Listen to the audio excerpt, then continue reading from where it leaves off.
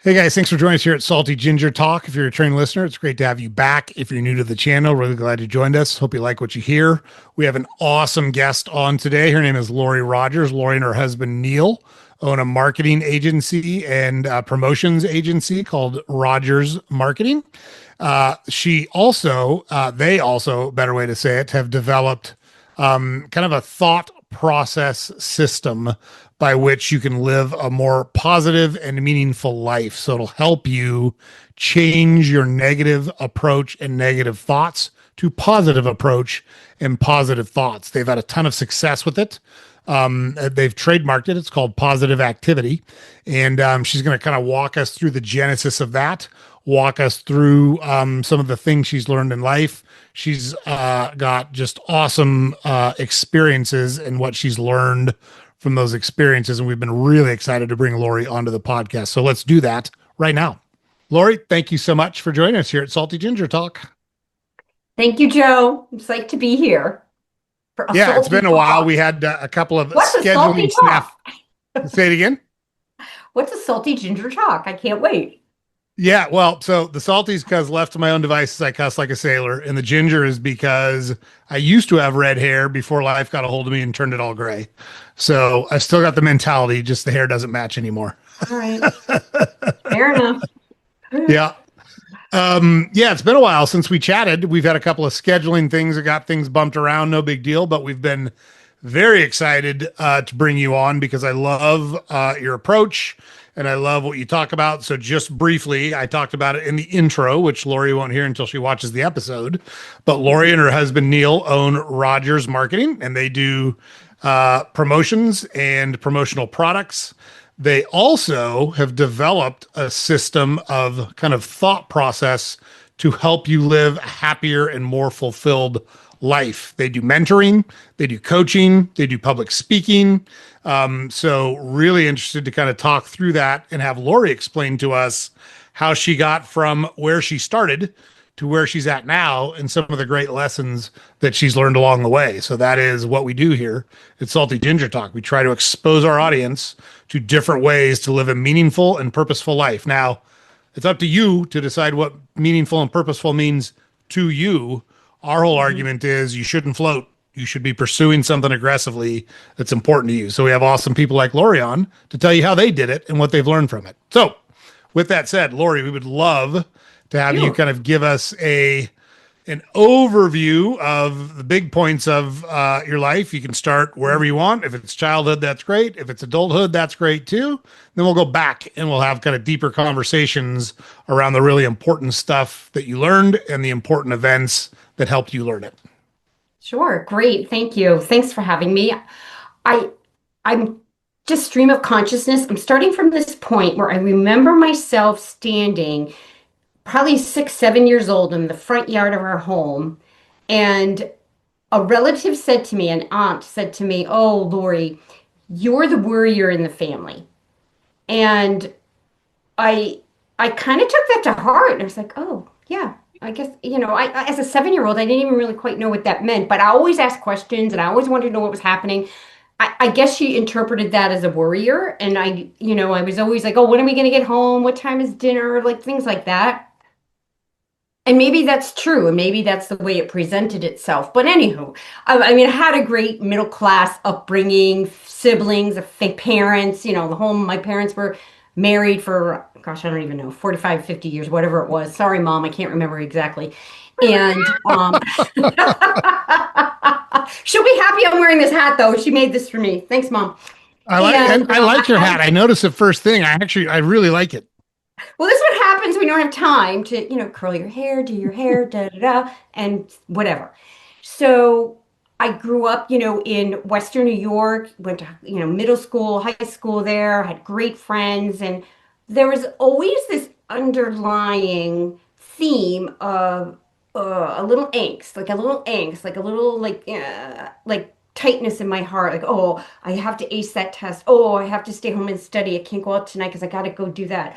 Oh, I can't do that because I'm going to get in trouble and get grounded for a week, which I did quite often anyway. But Like there was always this sense of, worry and anxiety. I guess it was a little bit of anxiety, really, but I didn't know what anxiety was at the time. And even in my college years, it was I went to like the most expensive school in the country at the time. So I went to BU, and so I worked two jobs during school, and I was a math major, getting a master's in math, and I was just I had fun, don't get me wrong. I did very well, but there was always like pressure to be perfect, Mm, to do it right, to stay in and get this test done, to do well. And it's like, so what if you got a C? So what? It would have been really okay. It would have been fine. I would still be right here doing this right now, even if I had a C average at BU. Really would have been okay. And but my 20 something self would never have thought that. So fast forward. We got married. We moved back to Boston, and because I was living in Manhattan at the time after college, and had a family. And we I can get back to this one, but our second child, Craig, who's 34 now, was diagnosed with profound autism, which they call profound autism now, at 2.5. And I'll get back to him in a bit because there's more to that story. But just to sort of set it up, he has an older sister, Amanda, perfectly healthy, well, neurotypical, doing great. Then Craig came along, and we started to see changes in him and things happening to him at 15 to 18 months, right? And things started to change. And then finally at 2.5, we had a diagnosis for him. Well, lucky for Craig and for us, we had a third child, Cam, who's our youngest, and he was thankfully neurotypical. And I did things a little differently with him when he was an infant and a toddler and a baby, with food and medicines and things like that. And he's healthy and well. Um, so I just want to set that up because fast forward to like 2010, 2011. So I'm shifting, I'm going through all of their childhoods, right? But if you can imagine having, owning your own business, having three children, and having a child with special needs where you have to be in IEP meetings, you are managing their program, you are kind of teaching the teachers what to do, mm, because at that time, think of in the 90s, the rate of autism was not what it is now. It right. was very low. So there was like one other kid in the school who presented like Craig. And which was good and bad. It was good because they hung on to anything I said. Bad because I wasn't always right, and you kind of went to the experts to know what was going on. But it worked out great. We had a great working relationship. Then fast forward to 2010, 2011, my daughter was playing lacrosse. She also went to BU. She played lacrosse there, and she suffered a concussion, and it turned into a long-term post-concussion syndrome. Mm, So in 2011, she's home, had to leave school, leave her apartment, leave all their classes. She was a senior, so she would have been graduating, and had an exceptional career there, was like a top athlete, top, student, da da da. And she's in her room in the dark, no computer, no phone, no driving, no nothing, no reading, no anything. The only thing she would do is sit with her back to the TV and listen to shows and listen to movies. And she would listen to meditations and listen to books, but she couldn't look at anything. And at the same time, Craig was transitioning from the high school years, right, into the adult world, which was this vast nothingness to us. We were like mm. so overwhelmed and anxious and worried about, oh gosh, where's he going to go next? Oh my gosh, how are we going to keep him busy all day? Oh my gosh, what programs are out there for him? And remember also at that same time there was a recession. So many of our clients had lost their jobs. Many were not ordering anything. Many quotes were canceled, orders were canceled. And it was like this heart-wrenching experience, because it's not like getting, when you're an entrepreneur, your income, yeah, no, no, no, no, no. And like each month it's different. Yep. And it's not like you're getting a steady paycheck or the same, paycheck every month. I used, and I can remember saying to myself, why don't I just get Neil and I just go do normal jobs and just get it? Why don't I just go teach and just get a paycheck every month or every whatever? And, you know, I didn't have the skills or the resilience to sort of work my way out of all of these things that were piling up. And it was it was somewhat heart-wrenching. And I felt trapped. I felt like I was just in this cage of fear and worry, but I didn't want to let my kids know. I didn't even let really Neil know so much what was going on in my brain because he's off, he's feeling the same way and experiencing like the same way as I am. And one day, Amanda said to me, Mom, will you take me to a wellness fair? She couldn't drive, so I drove her. I didn't even know what a wellness fair was. I'm like, yeah, sure, let's get in the car. We drove up. It was a Saturday morning in here in Nashua, New Hampshire. And I went and walked around and I walked around the tables and I walked around the booths and picked up a couple of books and listened to some presentations. And they were talking about a flow of energy always coming to you. Oh, you're worthy of all that you ask for and all that you want in life. You're worthy of love and abundance. And I mean abundance of health and wealth and you have to shift the way you think and the way you feel. And I was like, wait, time out. What? What are you saying? You know, oh, I'm a math major. Things are black and white. This is not, I never grew up. I mean, and I went to church. My parents made us go. And I never learned I was worthy of anything. I never learned to love myself. I never learned, that I was anything exceptional that should expect anything in my life. I learned you work hard, you work hard, you work hard, and it comes and you get it or whatever. I didn't realize there was another way. So I picked up some books and went to some more presentations and learned throughout that year. And I sat there and I said, hang on, all I have to do is change my words, things I'm saying and thinking, which become my beliefs, right? All I have to do is change those things and life can be different for me and I can create a different world and a different life. And finally, I don't know, it was like 6, 7 months later, I was sitting at the beach and I just sat there and said, okay, I'm going to try these things. I'm going to try to take on some of these practices that I had been learning and do it because I'm tired of feeling this way. I'm tired of feeling I'm down in the ditch every day and just sort of working my way up through it. I'm tired of just being bombarded with negative news and negativity. So I should say also at that time, I'd get up every morning, get the kids ready for Cam was still in high school, so getting him ready and packing him up, making sure everything's good, getting Craig out the door.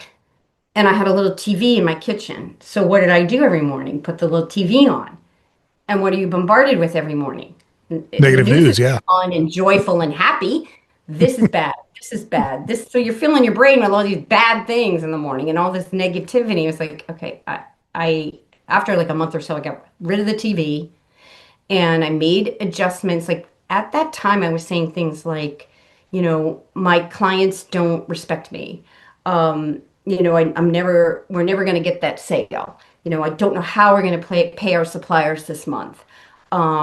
Craig is going to be stuck at home. Oh my gosh. Oh my gosh. Amanda's never going to get any better. It's costing us thousands of dollars for her treatments. Blah, blah, blah, blah, blah, blah, blah, blah, all of that negative stuff. And then I said, okay, I would write what I started doing, the first thing I started to do is once those negative thoughts came into my brain, I would take a sticky note and I would write the opposite. So I would write, there's plenty for everyone, including me. And I would stick that up on my wall, in front of my desk, in front of my computer. Or my clients love and respect me. Stuck that up there. Money flows to me from expected and unexpected sources. Put that up there. And it wasn't always just about money either. I mean, sure, money was helpful to get us to the next step and what we needed to do for Craig and for Amanda and for Cam and for our family, of course. But it was more for me about building my resilience. And I like to think of resilience as your happiness level. So you're not going to feel happy like every moment of every day, right? But if you Right. can keep that up and down, that ebb and flow higher, right? A little higher and keep your energy lighter and higher when things do happen, when challenges do come up, when challenges come up with Craig, who is our non-speaking son, or in the business even now, order doesn't ship on time, or something happens, or they don't like them, or whatever. I might go down a bit, right? Because you're like, oh, I gotta figure this out. I'm gonna know, oh my gosh, what I'm gonna do. And now that I'm my resilience and my vibration is higher, I can sit in peace, I can think about it, I have a calmer mind, I have a calmer brain, and ideas will flow easier in and out to solve problems, which is one of the benefits of being more optimistic and more joyful in your life. So I said, all right, okay, I'm just going to try these things. So as time went on and I started doing the practices that I was learning, and then the cool part is I learned that many of the practices I was doing were being scientifically studied. Mm, So at Harvard, at Stanford, and at MIT. And I watched a TED Talk by Sean Achor, Achor, is how you spell Sean. It's on YouTube. It's 12 minutes and 53 seconds of greatness. I'm like, oh my gosh, Neil, he's talking about the things that I am doing. He's like scientifically proving right. how these things affect you and how they benefit your life. Now, I knew I was feeling better and I knew that key to fear was melting and I knew were starting to shift and adjust with our business and with Craig, and things were appearing, things were being, ideas were coming, but I didn't know it had science behind it. So once I really realized that, I was like, okay, we need to teach this. I want to teach this. I want everyone to know that they can also, I'll just list some of the benefits, sell when your mind is more positive and optimistic and you feel more joy each day in your life. And I don't mean every moment of every second of every day. Things happen, right? But for the most part, you can recover from something that's not so great. You, on average, sell 37% more. Mm, On average, 31% more productive. Can you imagine? Like, you don't have to work harder and longer. You just have to shift your energy and shift your mindset. You are more resilient to illness. You have better teams and people want to work with you, and your teams are more bonded to you and they appreciate you more. You are you live on average 9 years longer, lowers your anxiety and feelings of depression. There's many more that Sean does list on that TED Talk. So we started at that time. So like in 2012, 2013, I started just going to entrepreneur groups, and remember the at-home sales stuff, like the like a Tupperware party, but not Tupperware, but like jewelry or makeup or sure. home Yeah. goods, things like that. Okay. So I had many friends that did that, and I would go to their team meetings and speak to their salespeople and speak to their teams and say, okay, well, if you have a goal and you want to, reach 50,000 in sales next month, okay, let's talk through that. I'm going to show you ways to get there. And you don't have to work harder to do it. You just have to shift your mindset and shift your thoughts and shift your beliefs. And that's how it started. And I just kept talking about it and talking about it and just kept practicing it. I practice the things I do. Do them every day. I have to. And through the years, now here we are in 2025. That was 2013. I've added things that I've learned along the way because new things come up all the time. So I've Sure. added a few things, and I just love it.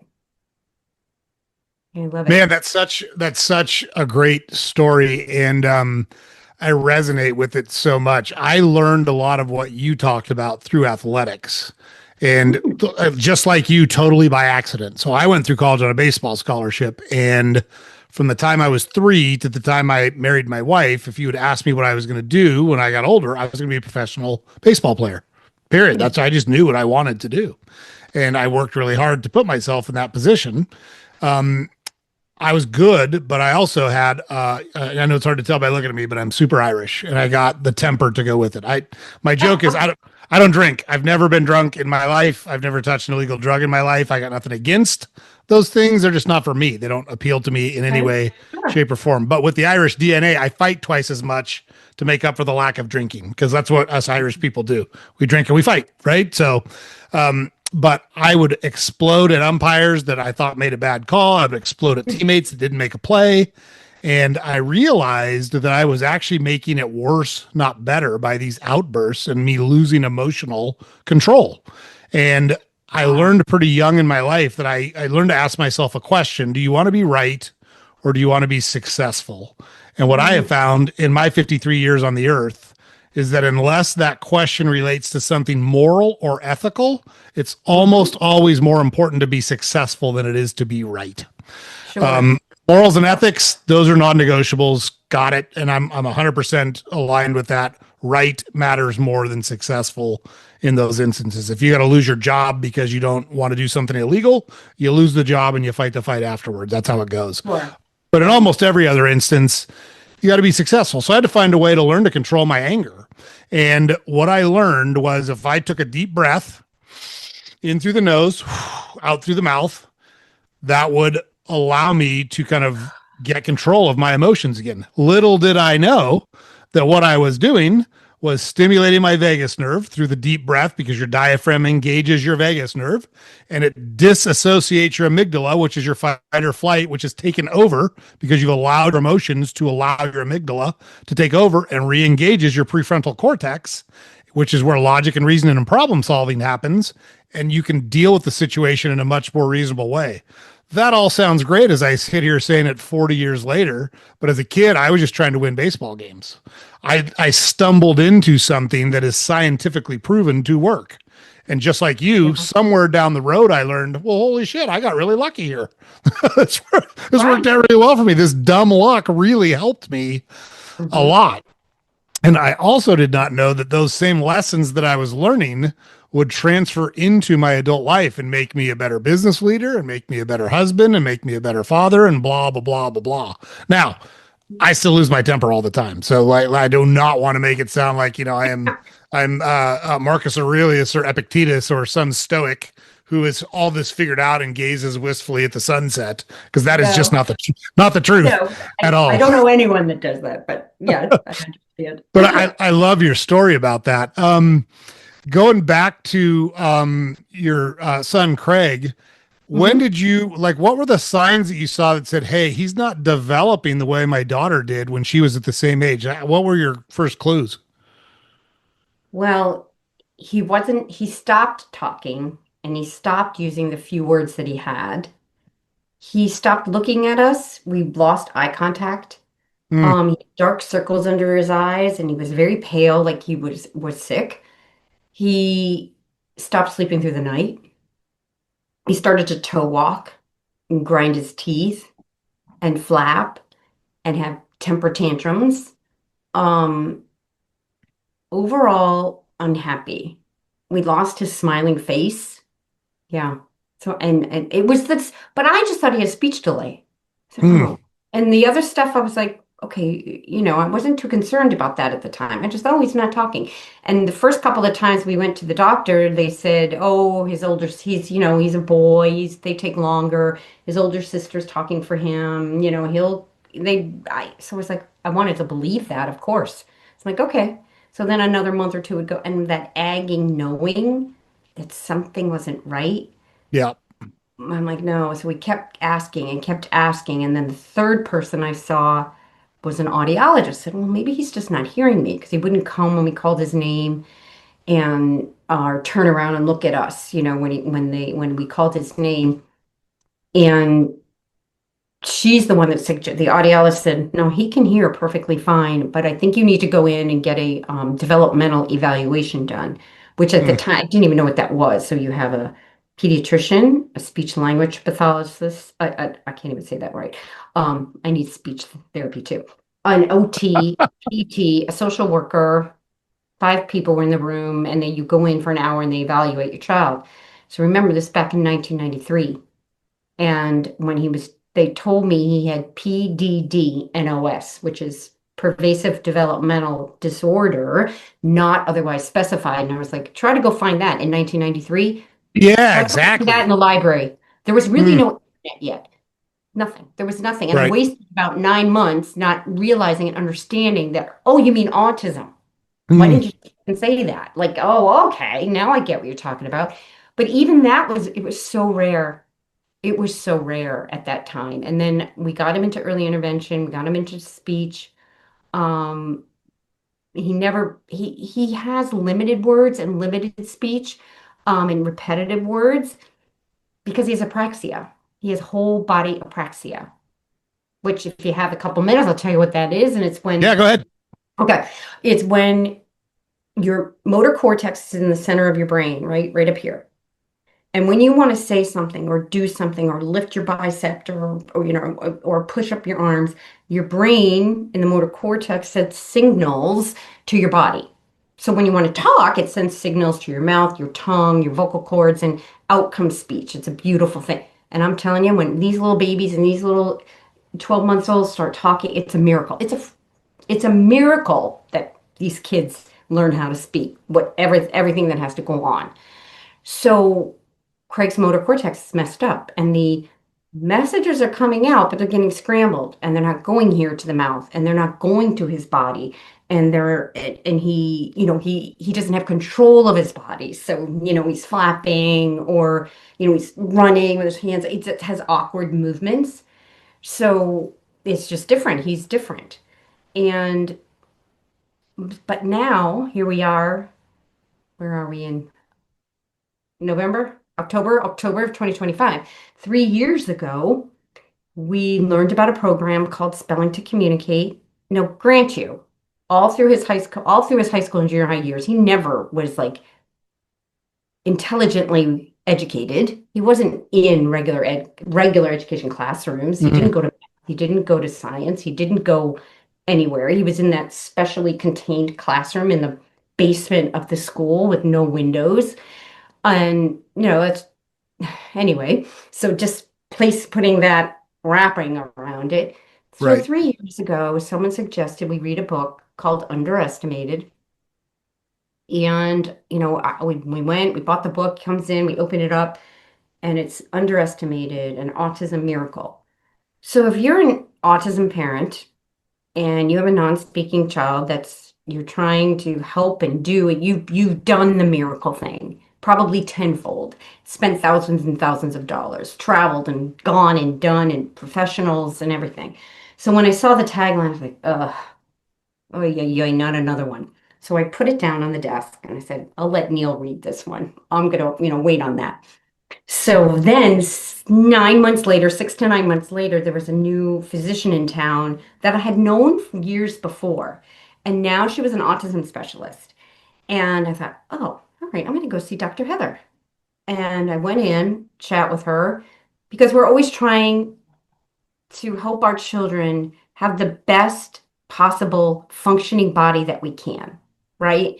Sure. And that their digestion works well, their brain's working better, they're feeling better in their body. I'm not saying I tell Craig this all the time. You're a whole amazing human. It's not about fixing you. It's about making sure your body is functioning at its best possible way. So I digress, but we go in and she says, Lori, did you read Underestimated? I have clients in New Jersey that are using this method for communication with their kids. And I'm like, what? Oh my God, you're not going to believe it, but I'm going to go home tonight and read the book. So the universe, I Neil was read it. open to ideas, right? I was open to the ideas and they were coming in, but sometimes we don't listen. So the second time I heard this idea, it's like, okay, I read the book. Excellent story about a father and a son and their journey in finding spelling to communicate. And his story, Jamie's story, who's the young non-speaking young man with autism. It's the same as Craig's. And Craig was having temper tantrums in high school, just like Jamie was. And Jamie told his dad, they were teaching me numbers when I knew algebra. when I knew calculus, but I couldn't tell them that I He couldn't knew, and couldn't he say couldn't it. speak, couldn't say Yeah, it. So presuming competence is what I tell everyone now, from diagnosis to death. Presume competence that these kids know and want to learn and can learn. Because here's the cool thing. Just because your motor cortex isn't getting the messages to the body the way that it's supposed to, where your knowledge, your thoughts, your dreams, your hopes are saved and stored in your brain are on the sides of your brain. And I can't remember the names of these two sections, but it's over here. So if your motor cortex is messed up, that doesn't mean your cognition is messed up. Now, these kids might look funny.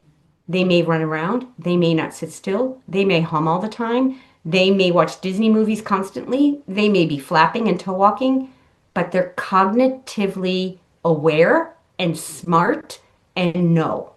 So when I talk about spelling to communicate, you're going to laugh, but we taught Craig to point to letters. He knows how to spell. We're not yeah. teaching them spelling.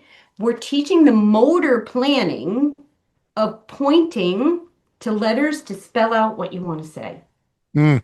So 3 years ago, we started doing this with Craig. We taught him the motor planning to spell out what he wants to say. And our lives have changed forever. He's brilliant.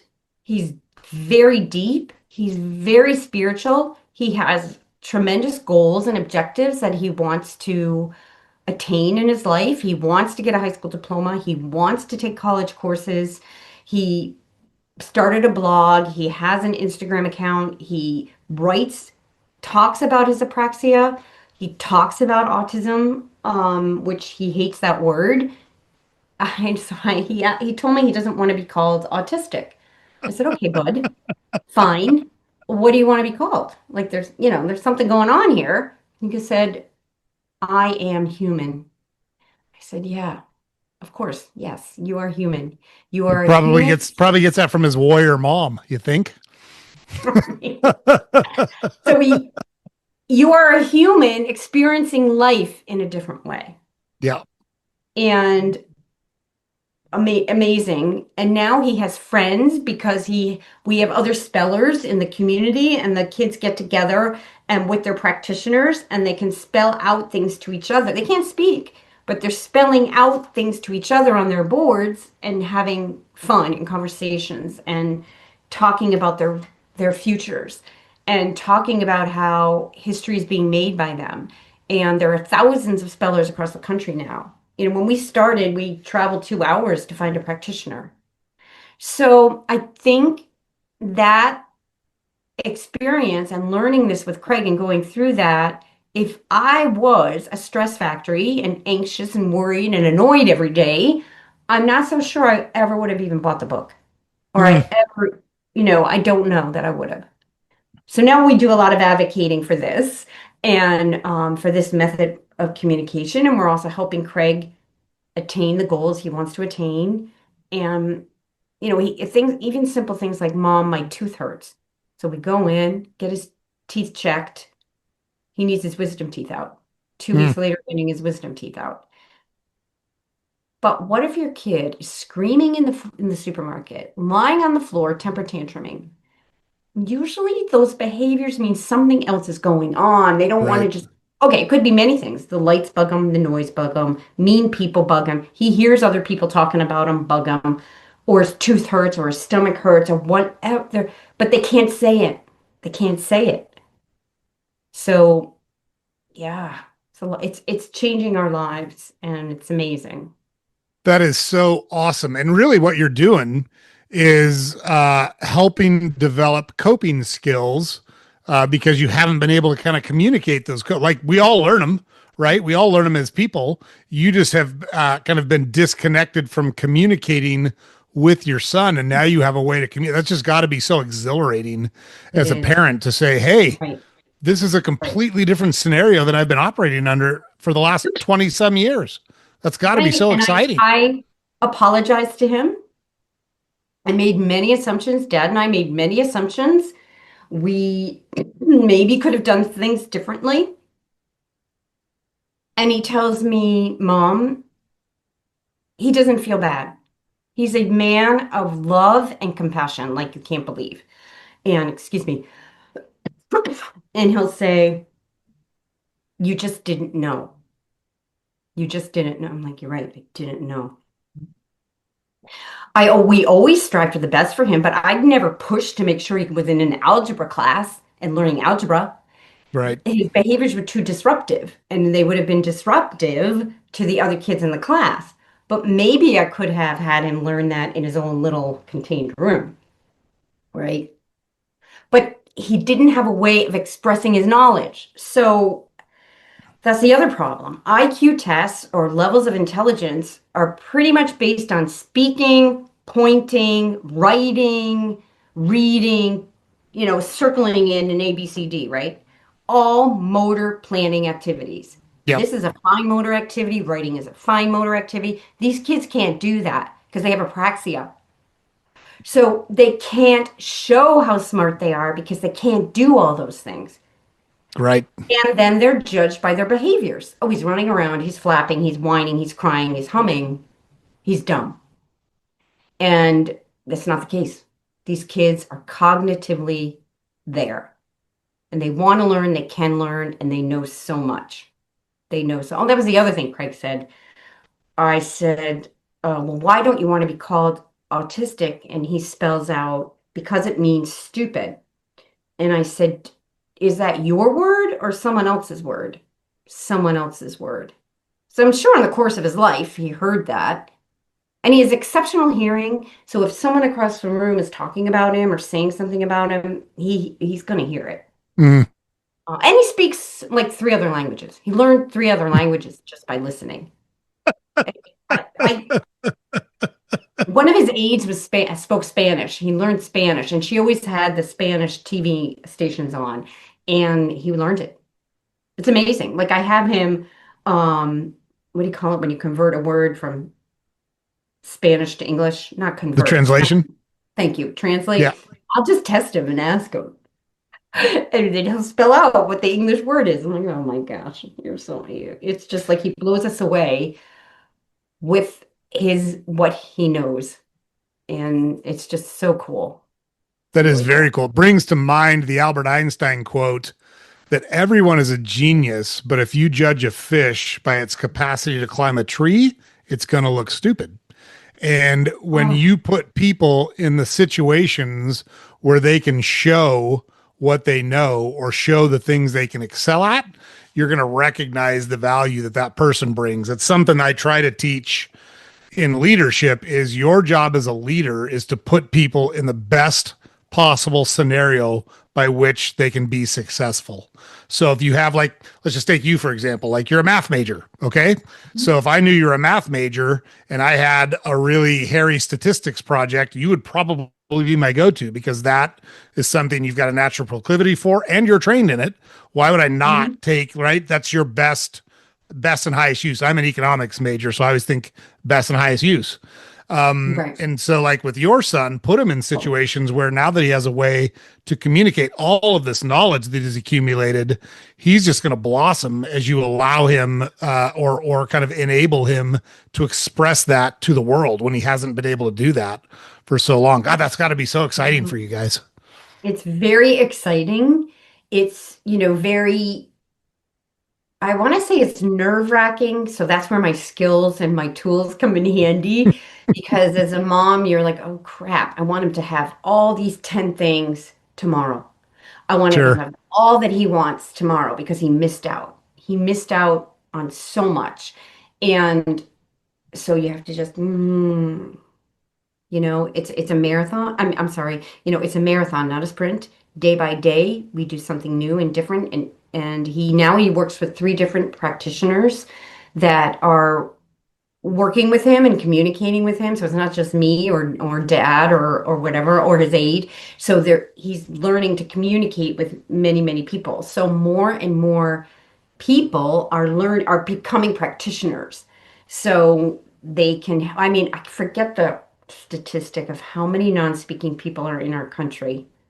Um, I should write it down so I can reference that sometimes because there's millions, unfortunately, of Mm. non-speaking young children, to 34, 35, 40-year-olds on this spectrum, if you want to call it that, and that need this skill, that can do this. I have no doubt that they can because the information is in there and in their brains. So, but it's getting, let's just say right now, without people in the administration and people in the government know about it. And there are people advocating for it to be more presented to schools and to families and to learn about it. So it's going to happen. Um, so there's inroads already. So it's great. Yeah, that's so great. And it's funny because it's school was very easy for me. It came very naturally to me, but I Mhm. was an anomaly. So it makes you wonder the way we've got the school system set up. So many people struggle in that system. Mhm. Do we have it set up it doesn't feel like we have it set up the right way. It feels like I would be surprised if you didn't do well in school either. I mean, typically if you're a math major, I uh did really well in school. I was yep, annoyingly well, like, yes. But remember, I was a girl. yep, I was regulated. I could sit for a little bit, and yep, do my work. I was fed in the morning and I had lunch during the day, yep, and parents that made sure I did my homework. When you nowadays, if you're a little boy and you're maybe a little dysregulated, you can't sit still. You have, sugar-laden cereal for breakfast yep. and whatever, Cheez-Its for snack or whatever. And these little boys can't sit still. And you're not getting recess like you used to, or maybe it's cut from 2 to 1. Um, and they're expected to sit and focus and learn. And I'm not talking about curriculum so much as Structure, moving yeah. bodies and the physicalness of them, and maybe stand-up desks for boys and girls who want one. Um, I think it's just sort of it's they all have the capacity to learn and do. Maybe this kid needs to walk around the school and do his ABCs and do his times tables while he's walking around the gym. I don't know. Yep. I think we have to get more movement into their lives. I do, especially, and I shouldn't keep girls out of it. I just, in my experience going into the schools, is they seem a little calmer than the boys, but Sure. that's just me. Well, and boys develop slower than girls. I mean, that's Yeah. scientifically proven that girls' brains develop faster than boys do. And Yeah. that's not right or wrong. It's not good or bad. It's just statement of fact. I raised three boys. I'm a boy.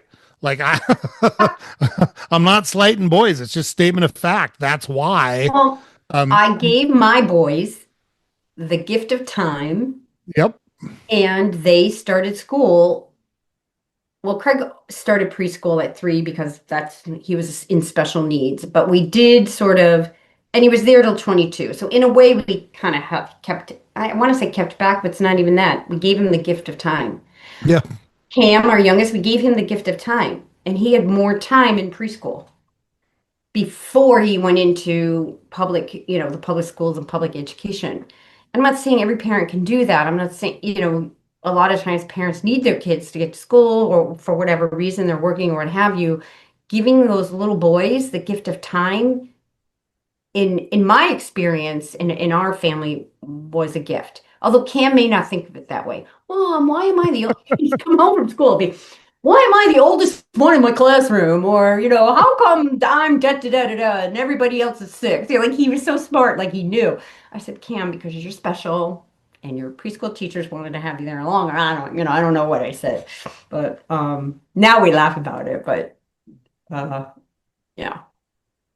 Yeah. That's so awesome. I appreciate you sharing all of that with me and with our audience. There's so much value there and kind of going through that situation, how you handled it and what you've learned, plus your outlook on it now. It'd be very easy to be bitter or regretful or mournful. And it sounds like you got past all that very quickly and said, hey, got it. We can't get the time back, but we can sure make the most of the time we've got going forward. And Yes. Yeah. I love that approach. It sounds like a lot of that is from the tools and the system that you've developed. You've actually, I believe you've trademarked it, right? You call it positive activity. Mm-hmm. Yes, we did trademark it. Yeah. There's my letter from the government right back there. So it was really fun. Okay, well, let me just take you back to 3 years ago when we went to that first practitioner and started doing the program with Craig, and I saw that he could spell out black holes. The practitioner read him a paragraph about Dr. Stephen Hawking, and then she asked him to come sit down. I'm going to put the board in front of you, and I'd like you to tell me, what did Dr. Stephen Hawking uh, study? And Craig went B-L. And I went, oh, geez. Oh my God. Of course. Of course he can do this. Of course he knows. I probably cried for 2 weeks. I Mm, was filled with regret and embarrassed and all of those emotions. And then, I let them come in and feel them, and I cried, and I let it flow, and I said, oh my gosh, he's not mad. He's not mad at the world. He's not mad at the teachers. He's not mad at his speech therapist. He's not mad at anyone. And it was his life. It was his experience. So Lori, buck up for God's sake. And, you know, channel Craig, channel right. him, who shows love and compassion for everyone. And so he really helped me through that, because he was 31 before he could express himself, right? Yeah. Trapped, little, not little, very big brain. Yeah. Everything's So, Yeah, so everything's when it's your mom, everything's little. So I'm 6'3" and in good shape. I'm 210. I'm not in good shape right now, but even when I'm in good shape, I'm a big guy. And anywhere we go, my mom will say, "That's my little boy." And like the gorilla over there, yeah, oh, that's my little that's boy. so cool. That's so cute. That's cute. And she's a tiny woman. She's like 5'2", 110 pounds.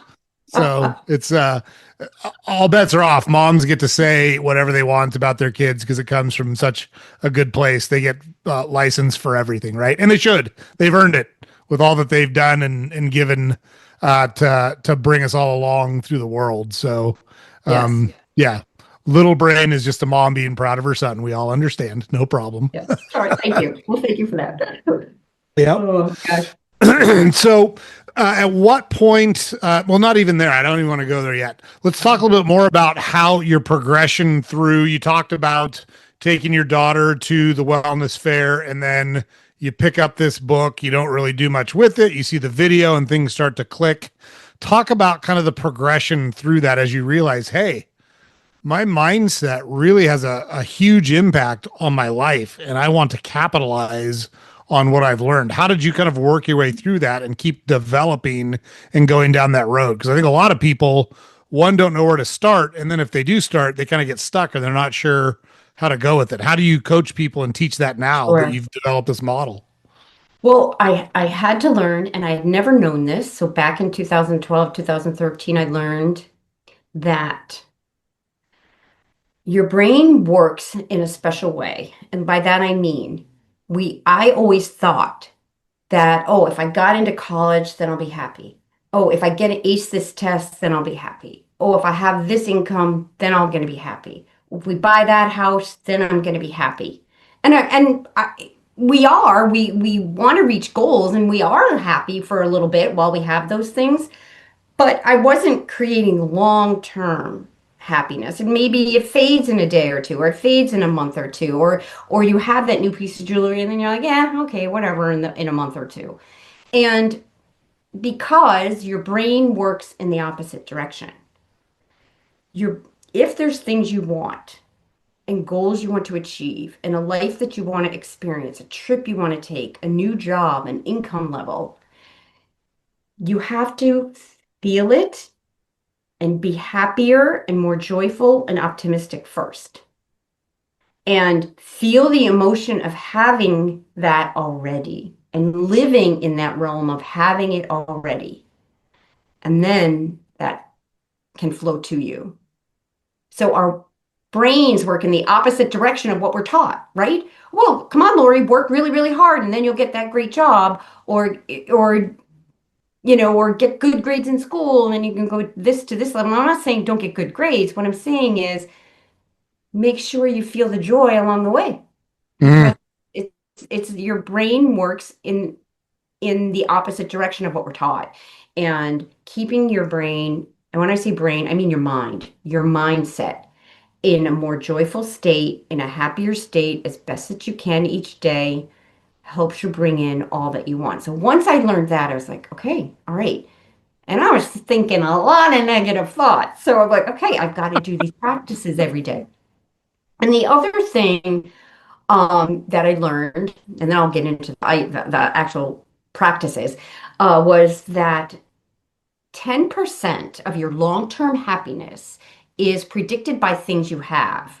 The house you live in, your income, the car you drive, the clothes you in the closet, the jewelry in your, whatever, like tangible things, 10%. But 90% of your long-term happiness is predicted by how you perceive the world, how you perceive what your house is like, how you perceive the clothes in your closet, how you perceive the pandemic, let's say, for instance, how you perceive that beautiful piece of jewelry you have.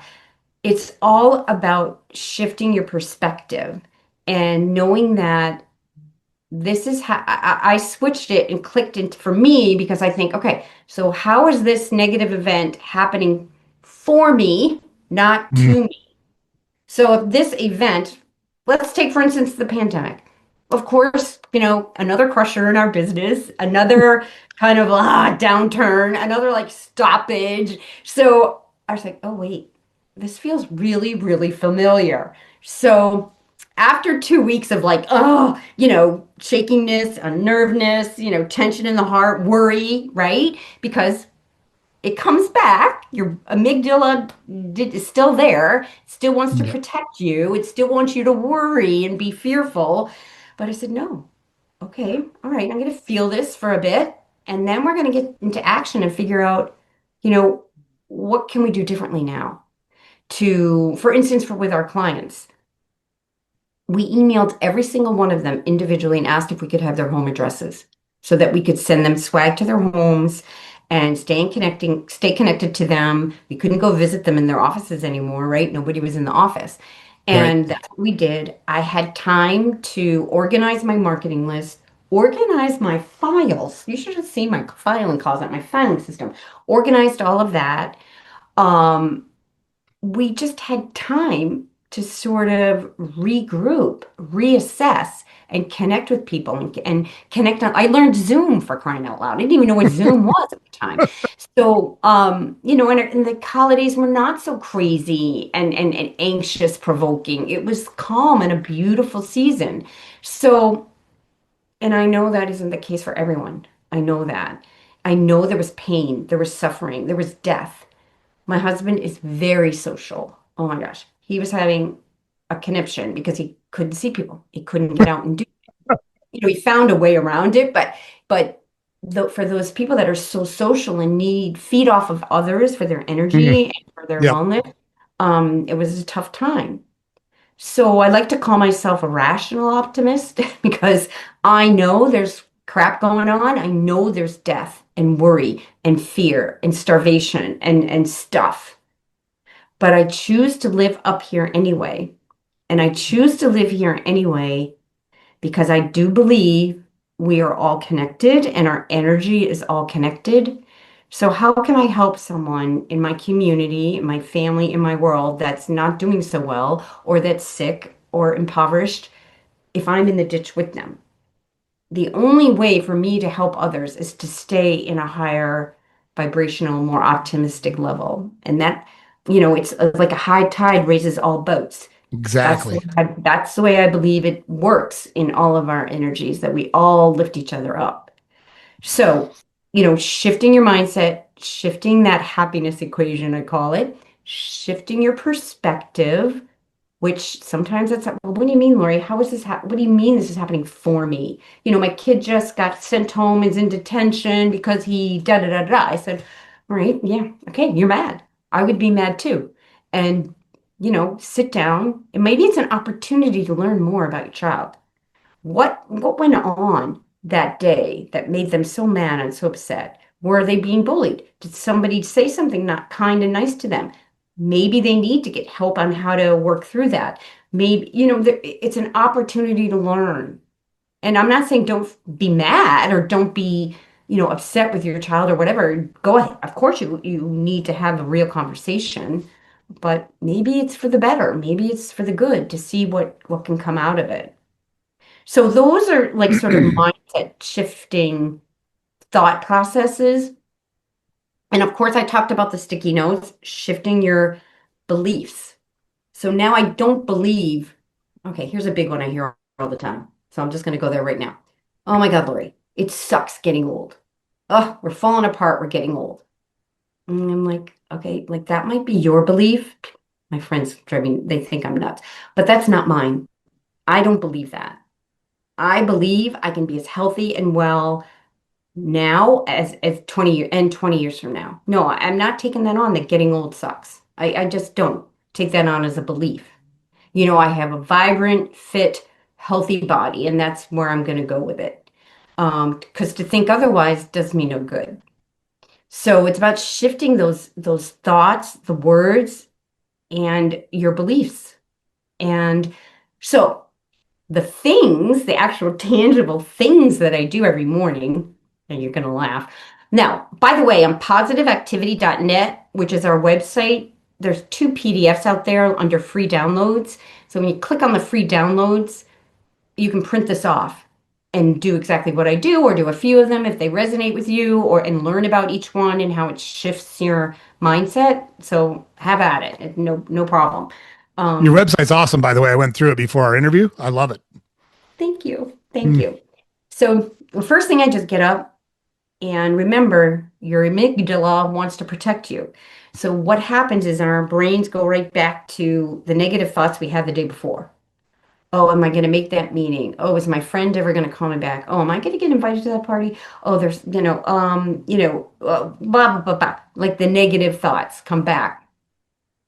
So what I have a little sticky note, like a little card on my nightstand. I pick it up and I read it, and it's something kind and nice that I say. Today's going to be a great day. Something amazing is going to happen today. And I just put that down. I go in the bathroom. I look in the mirror and right in my eyes, and I say something kind and nice to myself. Lori, I love and approve of you, and I give myself a high five. So just by the way, Mel Robbins wrote a whole book about that called The High Five Habit.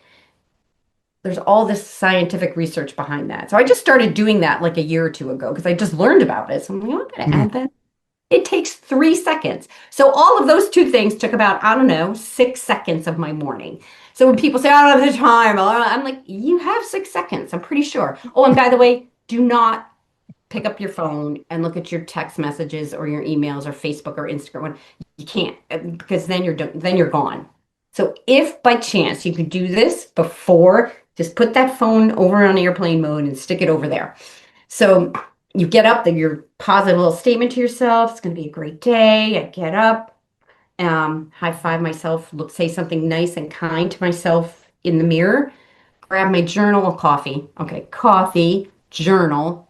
And the first thing I write in the journal is 3 unique things each day that I appreciate from the last 24 hours. So they're different, they're new, and why. So, for instance, this morning I wrote, I appreciate Shelly so much. She has an amazing energy. She works beautifully as a communication partner with Craig. And she is a new practitioner that's working with the spelling to communicate with my son. And I think about her. I think about her working with him. I feel the appreciation in my heart. And it's awesome. So that took about, I don't know, 30, 40 seconds. You do Yep. 3 a day, different ones. What you're doing is you're sort of balancing out that default program in our brain. And we're born this way. Don't be mad at your brain. It's just the way we were built to look for danger, to look for worry, to look for warning. Oh, Lori, you've got this meeting. Is this order gonna, ship on time. Oh, Lori, you better get upstairs to your office. Or is Craig going to have a great day today? Or is he going to be dysregulated and annoying? So you're balancing out that default mode program of worry, worry, look for this, with training your brain to look for more things to appreciate, more things to bring you joy and happiness. Like we're in the Northeast here in the fall, we have these gorgeous, brilliant yellow, red, orange trees out in the back. Like just to sit and appreciate a tree, like these beautiful trees. Or that my child said, thank you for making me blueberry pancakes. Or, that, oh my God, how lucky am I that I could get out of bed, I hurt my leg, so I can get out of bed, walk into the kitchen. I have two legs that work perfectly fine. Doesn't have to be this big, amazing thing. Right. There are things that we can, even people that are going through a tough time, that maybe, relationship wise or work wise or money wise, but I still have water in my house. I can still walk to the kitchen sink, turn that on. Thank you. I appreciate that I have water. Thank you. I have a roof over my head. Or Have thank you, you that I have a family that took me in. There's always something. There's always something to appreciate. And the second thing is a conscious recall. So I recall something that happened in the last 24 hours that made me smile, that made me laugh, that brought me some joy, that I really cared about and liked. So I wrote and I imagined seeing, because Shelly sent me this video of Craig, and her and Craig working together, and I went back to that and I said, I just loved watching Craig and Shelly work together and communicating back and forth. It was just lovely and beautiful. She has amazing energy. I think about it, I experience it all over again, and I feel all of those emotions again. So you see, your brain doesn't know whether it's happening right now or it happened yesterday. So when you imagine it and you feel it and you see it all over again, you're running all those amazing chemicals through your body once again because your brain doesn't know. So you're feeling that and experiencing it again. Isn't that so cool and good to know? I find that very cool. And the third thing is a conscious act of kindness. Could be a text message, it could be an email, it could be a thank you note, it could be spending time with someone and sending them Reiki if you're a Reiki practitioner, or going for a walk with a friend that needs to talk, or paying for coffee for the someone behind you. Like any conscious act of kindness or compassion is, well, it sort of promotes this ripple effect across the world. Because when you do it to someone, you feel amazing joy and happiness out of doing it. You also make that other person feel so appreciated and like, oh, I'm going to do it for someone else. So you're causing this ripple effect around the world of just love and compassion. And don't we all need more of that? And it makes us feel better. All of us feel better and more joyful. And then meditation, I try to meditate like 8 to 15 minutes in the morning or at night, and moving my body at least 30 minutes a day. Um, so when I say moving my body, it could be just cleaning the house. It could be going out for like a meditative walk or just going for a walk. Or you could be at the gym doing exercise, whatever, but it doesn't have to be that. It could be dancing in your kitchen for 30 minutes. So you're telling your body, you matter. You matter, and I care about you, and I'm going to keep moving you as much as I can when I can, while I can. Let me go back to the meditation part again. Meditation, oh, there's so many benefits to meditation. If you just Google that or chat GPT it, and you'll get probably 100 of them, but you're you're helping your brain learn to focus. We have so many, especially as entrepreneurs and moms and dads, we have so many things to focus on throughout the day. So meditation, where you just go in and you're listening to your breath and you're looking at the back of your eyelids as best you can, you're teaching your brain to just stay focused and try to, even with all of the distractions. So what's going to happen is these thoughts are going to come in because that's the brain. Your brain has that job. This the job of your brain is to think. So thoughts are going to come in. So you don't, bash your brain. You don't make it feel bad for doing that. You don't. get mad. You treat it like a little baby. You treat your thoughts like a little baby and you say, thank you.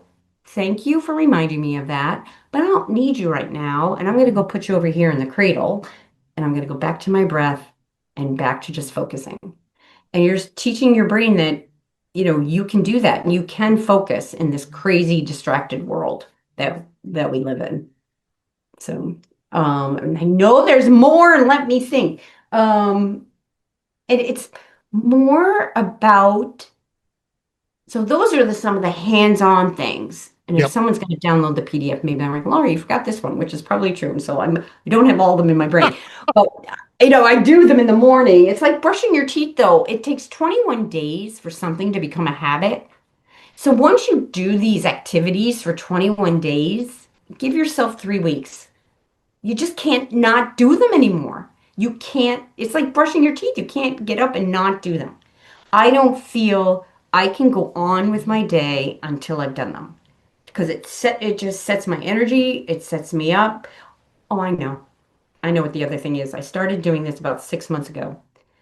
It's called Emotional Freedom Technique or EFT. I didn't create it. There's many apps you can download and learn from. And it's just tapping on those acupuncture points to help release the anxiety and worry and fear that, or any negative emotion you might be feeling, and helping to tap that out of your amygdala. I find it really fascinating, and I'm learning more about that. Um, but more to come on that. So I think it's really cool. So anything I can do to sort of you talk about breathing. The vagus nerve exercises are awesome. If anyone Googles that and just doing your vagus nerve exercises, oh my gosh, that's amazing too. So all of those things just help set me up just to be lighter and higher, a higher vibration, just so that I can manage everything that's going on and build my resilience. And that's what I teach people to do. And it's free and it's easy and it's in your home. You don't have to take anything. You don't, I mean, I was like, how can people not know this? I want them to know what I really, really want people to know. If they can change their thoughts, their words, their beliefs, and know how amazing and worthy they are. That's, and that all you want can come to you. I was never taught that. Or maybe I wasn't listening. I don't know, but I didn't relearn it until I was much older. Well, and they're choices, right? That's the thing I always try to explain to people is these are choices that we all make. And a lot of people choose to be negative. A lot of people choose to be in a bad mood. Mm. Now, I agree with you, and I appreciate you pointing it out because I actually had this conversation with my wife. I can't remember when, it was recently, about how your brain works. And the thing that I don't think a lot of people realize is your brain is designed to protect you and keep you alive. So Yes. your brain is going to fight any change, even if that change has really positive benefits for you, because your Mhm. brain only knows we've been doing this and we're still here. I don't want this to change because it creates risk. My job Mhm. is to minimize risk. Doesn't matter if the risk could lead to something awesome, right? It's the old what if it goes wrong? No one, it shouldn't say no one, but it's rare for people to ask, what if it goes right? What if it Oh, goes okay. I right? gotta write that down. Oh, that's good. What You if it know? all works out? Oh my God. Yeah. Yes. And so you have to actually kind of force it to begin with until it becomes habit. And then your brain will kick in and do what it does and say, hey, things are good for us because we're doing these things. I have to make sure these things get done. And so you have to force the change to happen until it becomes habit. And then you don't have to do anything because your brain will take over because your brain thinks this routine is what has kept you safe and kept you fed and kept you happy. In this Right. instance, it's right because you've made conscious choices to build these things into your life. And it's no different. What you're saying is, I agree with you 100%. Whatever it is you spend your time and energy focusing on is what will manifest itself in your life. So if you Mhm. spend your time and energy focused on bad and negative and difficult, then your life is going to be the majority of the time bad and negative and difficult. If Yes. you choose to be grateful, like you practice gratitude every morning, meditation. I totally agree. There's a clip, and I can't remember where I saw it, but it's a person that says, "I don't feel very good," and then someone off camera asks them a series of questions. Have you drank a lot of water today? No. Have you gone outside today? No. Have you written in your journal today? No. Did you get enough sleep last night? No. Have you had nutritious food yet today? No. Have you talked to someone that you care about? No. Mm, Like all of these, like you talked about, these are all free things, minus maybe the food. Um, but these are all things that we have choices to make. And you can choose to be happy and optimistic just as easily as you can choose to be negative and pessimistic. Right. yes. Yes. Yes. And I So love I that's had what a, I don't have it up anymore, but I had a poster in my office and it said choose joy. And I mm. said, well, okay. So I took a marker to it and I added thoughts that give you joy, right? Because just choosing, you can't choose it. Like you're going to choose thoughts and experiences that are going to bring you joy, right? People just think, oh, Laura, you just wake up happy. I'm like, no, I choose it. I choose to say the world is okay. Like I choose to say today's going to be a good day. And if something happens, it's okay. I have the skills to help it work out, right? So if the challenge comes up, I have the skills. I can deal with it, and we'll work it out. Um, so you're right, and I just so and then someone gave me a mug that said choose joy. I'm like, that's impossible. It's really impossible. It's your thoughts that help you choose joy. So choose Yep. thoughts that bring you joy. Yeah, and look, the world is going to kick you in the teeth every once in a while. I'd love to tell Yeah, you that that's not true, but like life is not perfect. It's tough. I loved when you were talking yeah, about people say I hate getting old. My response to that is always the same. It beats the alternative. Like exactly. what's the alternative? The alternative is to kick off. No thanks. I'll I'm keep not aging at all. That's what I right. said to my doctor the other day. I said, I'm glad I'm aging. I'm Yeah. still here. Yes. Exactly. Exactly right. And yeah, Oh, look, can I do all the things I used to do? Of course I can't, but I'm a lot wiser now. I have a lot more relationships and experiences in my life that I mhm, didn't have mhm. before. And like you talked about, 10% of your life, your happiness can be determined by material things, and 90% is your perspective. And I tell people all the time, more than one thing can be true at the same time. So there can be really bad things in the world. There are really bad things in the world. Yes. Same time, there's never been a better time to be alive as a human being on the planet Earth than the time we're Mhm, living in right now by almost any metric you want to choose. Wealth mhm, per capita is better than it's ever been. Life expectancy per person is better than it's ever been. More people have access to medical care than they've ever had before. More people live above the extreme poverty line than at any time in human history. Like mhm, all of those things can be true at the same time. It's not going to be perfect. But if we mhm, choose to only focus on the negative and completely disregard all of the good, yeah, your life's going to suck. I can't help you. If you're not going to change that mindset, you're cooked. I don't know what to tell you. That's your choice. I can't mhm. make you do it, but I can certainly Right, strongly suggest and try to help you if you want to change those things. right. I absolutely agree. And therein lies the challenge, right? Yeah. How do people find you and Neil? How do they get connected with you to start Sure. learning these things? And like, So, I know you guys oh my do gosh. individual mentoring as well. So Yes. how does all that work? So if you go to our website, positiveactivity.net, you'll see our emails are there. Email us. We answer every email personally. You can also, there's free downloads. You can download and get started on your own to see how it's, get the feel and the gist for it. You can sign up for one of our online workshops or one-on-one mentoring. I love to do that too. Just one-on-one is just so incredible. And we've gone a few times this past year to, I guess we call it a health and wellness week or whatever, and we'll go to one of our clients, actually, our marketing clients asked us to come in and speak at a health and wellness lunch and learn, to talk about mindset and how being joyful and optimistic each day affects your health and wellness. So we've done that too. So corporations have hired us to come in and do that. That's really fun. Um, yeah, it's neat. So go to our website, find us there. And on Instagram, you find the links to our Instagram and LinkedIn on there too. I'm Lori A. Rogers, Positive Activity on Instagram. So, and Yeah, I, I got connected to you guys on Instagram a few months ago. I love you guys' feed. It's awesome.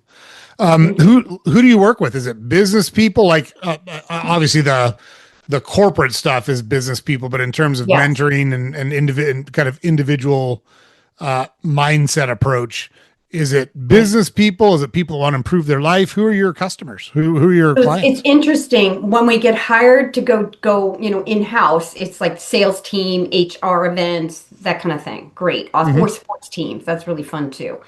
When when we're hosting like a webinar, a workshop, and it's individuals coming in, it's every walk of life. People are so interesting. It could be an entrepreneur. It could be like a friend of mine who heard it and then brings another friend. Um, People in all sort of, or people that want to improve their, maybe I would say like 20 something, 30 somethings. I want that new job, but don't know like, maybe how to get there to that next step. And they want to just improve things and feel better. People dealing with anxiety and fear, men, women, young, old. I see it all. I can't even give you one demographic. It's not. It's everyone wants to feel better and everyone wants to live a life of more joy and calm and peace and compassion. So and I teach them tools that can help them get there. I'm sure I'm not the only tool. There's many tools, but like I try to learn and experience many, and then I pack them in. I'm like, okay, I just learned about this. Let's add this to so Exactly. constantly Yeah. learning. I just read this book, Mind Magic by Dr. Doty, Doty. I'm like, oh, for crying out loud. And he's emphasizing things that we do and things that we teach, but he talked about your brain just being this big thing of mush and what you put in it, what you add to it, what you think about and focus your attention on, which is what Joe you just mentioned earlier. Then your brain's like, oh, she cares about that red car. She wants that red Mercedes. All right, I'm going to show her a bunch of those throughout the next few weeks. Mm, Your brain is your best friend. It's your best friend and it wants to give you what you want and it wants to show you things that you pay attention to. So why not pay attention to good things and wonderful things? Why not? Anyway, the book goes on and on about that, but it's like he's a neurosurgeon and he's like talking about this. I'm like, who would have thunk? Who would have thunk?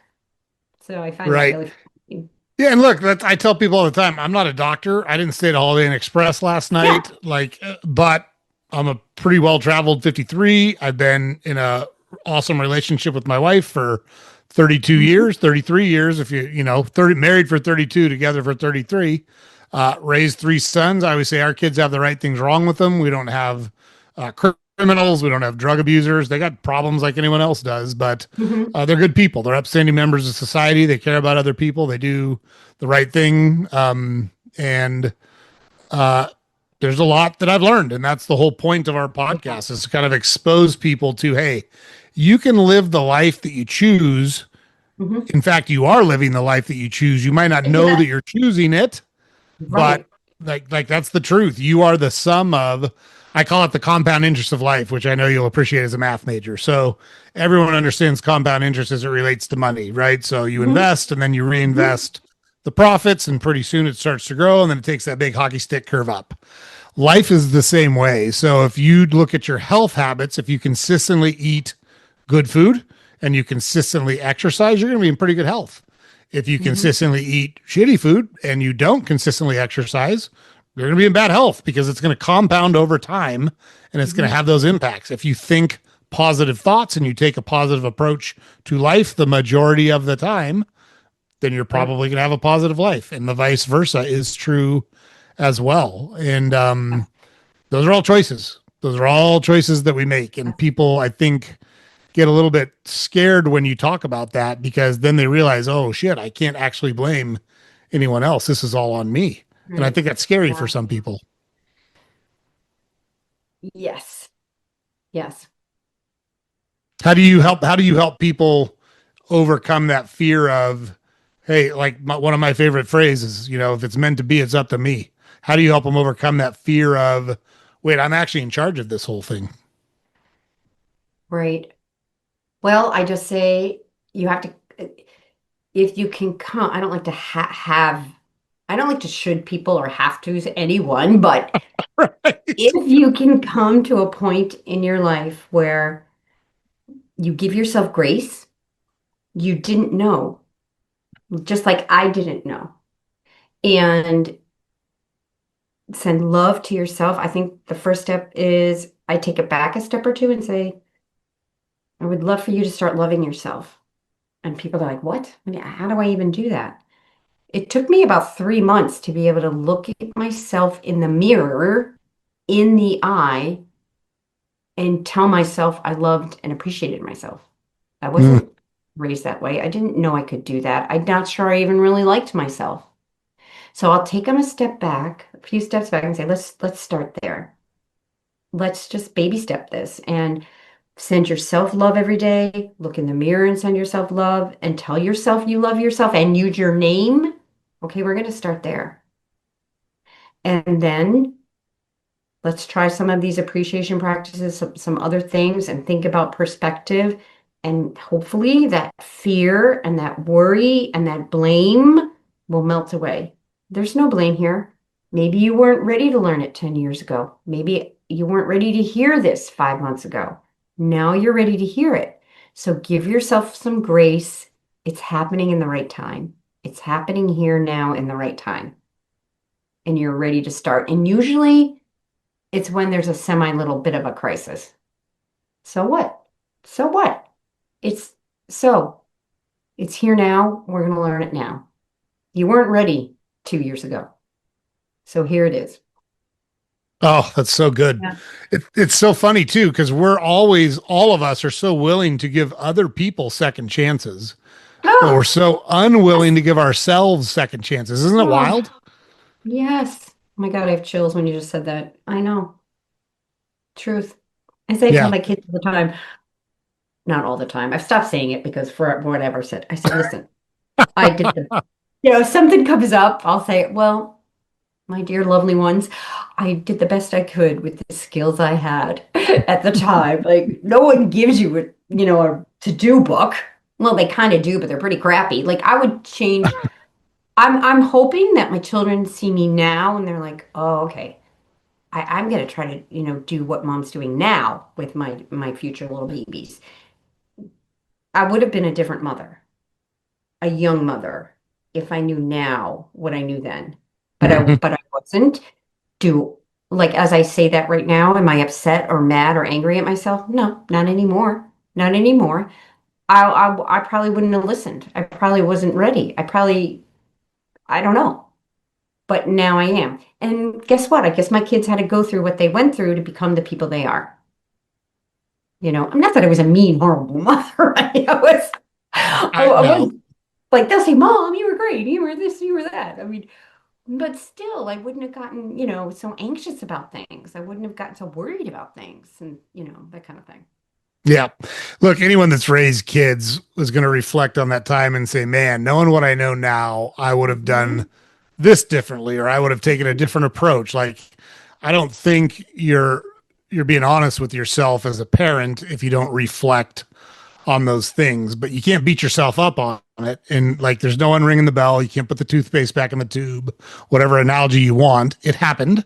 So now all you can do is learn the lesson, apply it in the future, and move forward. And that's the best you can do. And like we've got good relationships with all of our kids. And Mhm. that's the funny thing. Do you remember the movie Parenthood? It came out in the early 90s. I love that movie.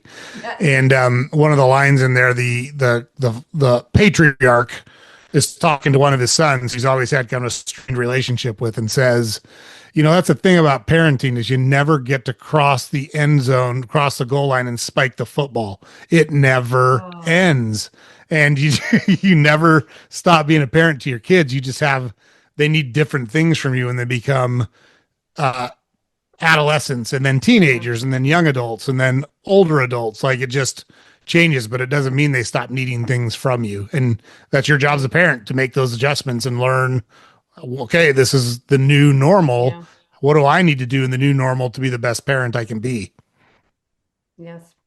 And I think what you just explained is forgiveness. Mm, Forgiveness of yourself. And also I think about my own parents and I think about like what their young, they grew up in the 40s, right? The 50s, the 40s. Can you imagine being a little kid in the 40s and having yeah, right. jump into your desk because there was a bomb threat, whatever? I don't know. Okay, so they grew up in the 40s and the 50s. And I think about, how they grew up and you say, they did the best they could with the skills they had. It brings a sense of calm and peace and forgiveness.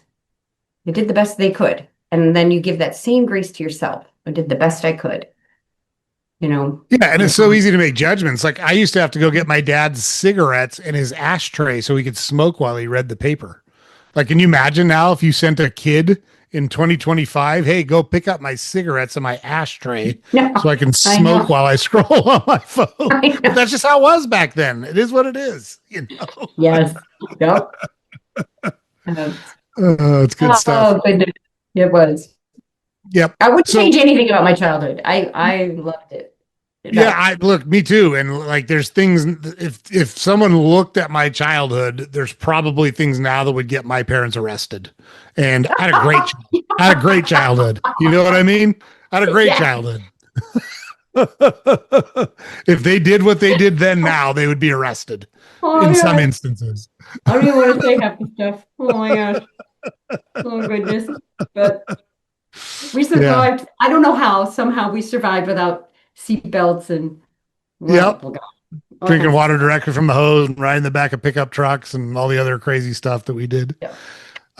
So Lori, one of the things I try to do here, we cover a lot of ground and you did such a good job of kind of walking us through the things that you've learned. And you've shared so much valuable information with the audience. I just can't tell you how much I appreciate you Thank taking you. this time with us today, but Thank you. I don't want to miss any good stuff because I didn't ask good questions or I didn't bring up a good topic. So towards the end of our interview, I always open it up and say, is there anything that I haven't asked you about? Or is there any topics that we haven't talked about that you feel strongly about that you want to talk about while we're in front of the audience? It's essentially, the floor is yours. Is there anything that you want to get out before we're are done with our time? Well, actually, now that you mention it, there's one little thing.